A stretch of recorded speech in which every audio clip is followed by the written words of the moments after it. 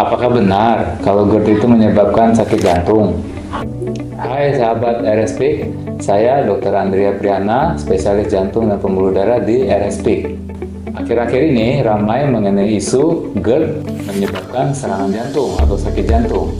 Nah, kita perlu klarifikasi isu ini ya.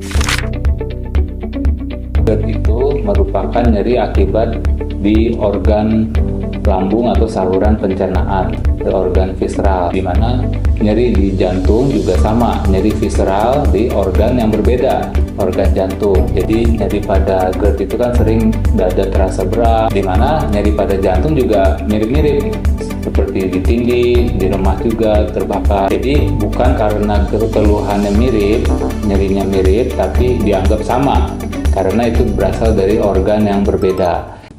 Nyeri pada jantung selain nyeri dada tadi seperti di tindih, seperti di remas, juga sering bisa menjalar ke lengan kiri atau ke bahu kiri atau ke rahang. Dan yang paling khas itu dia dipicu oleh aktivitas. Jadi misalnya jalan jauh, jalan cepat atau naik tangga, itu berasa keluhan sakit dada, tapi nanti hilang dengan istirahat. Dimana kalau GERD mungkin tidak ya, jadi dia jalan naik tangga tidak terpengaruh dengan nyerinya tersebut. Nyeri GERD biasanya justru dipengaruhi oleh makanan ya, atau dia posisi tiduran atau malam itu mungkin muncul.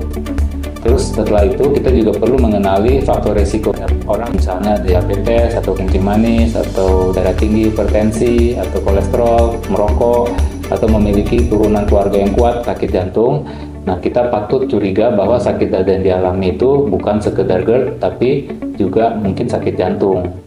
Tapi kalau misalnya usia muda, ya usia tidak ada faktor resiko darah tinggi, diabetes dan lain-lain, mungkin kita patut juga itu lebih ke GERD ya.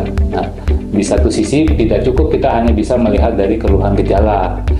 Kita harus sering melakukan pemeriksaan penunjang lain untuk membantu lebih mengarahkan keluhan tersebut dari jantung atau GERD ya.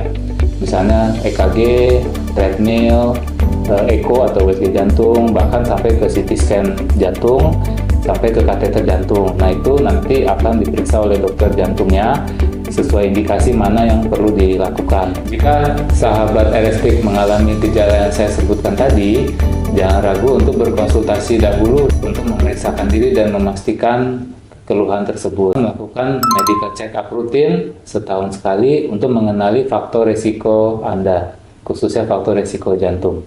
Salam sehat sahabat RSP.